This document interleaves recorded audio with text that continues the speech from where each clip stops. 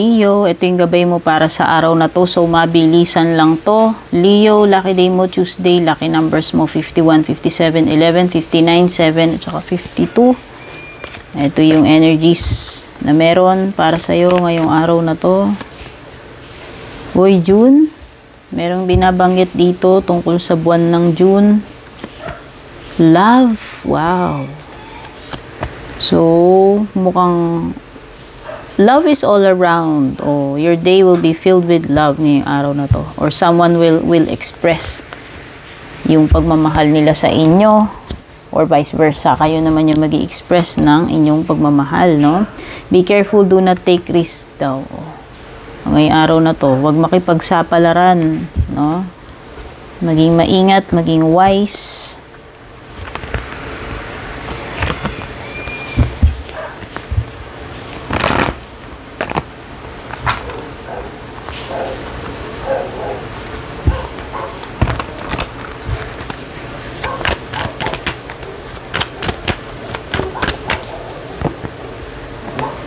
Okay, someone who is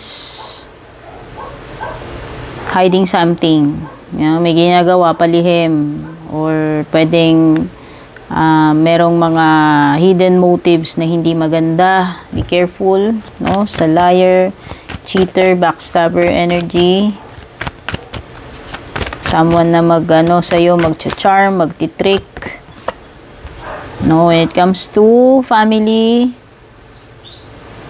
matters, tsaka financial, mukhang positive. Maganda naman yung lagay ng kaperahan at tsaka ng pamilya. Merong something about a far sign na kapareho mo, Aries, Leo, Sagittarius, someone who is younger than you.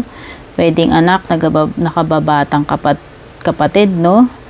Or pwedeng, kung hindi person yan, pwedeng ang sinasabi lang yan is, pwedeng you are excited, no, to explore something ngayong araw na to. This is about exploration and pagiging inspired and energetic. So yan, parang makikurious ka yata ngayong araw na to about something. Love life mo, Leo, you have twin flames, yin yang, zen, balance, union, duality, coupling, complement each other. So pwedeng sinasabi dito na twin flame mo daw yung person mo ngayon. Oh, so sinasabi rin dito na kino-complement niyo yung isa't isa, no? Kumbaga parang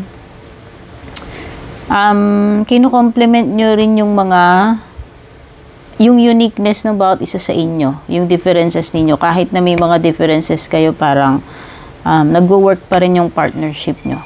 Okay? So, ayan, ito yung nakuha kong energies. Take care. God bless.